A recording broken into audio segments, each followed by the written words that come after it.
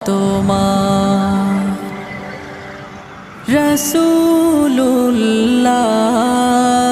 রাসূলুল্লাহ কি উপায় হবে আমার রাসূলুল্লাহ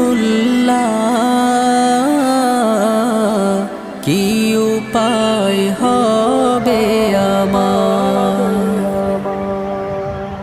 ওই মদিনার পথের ধুলি মাখতাম আমি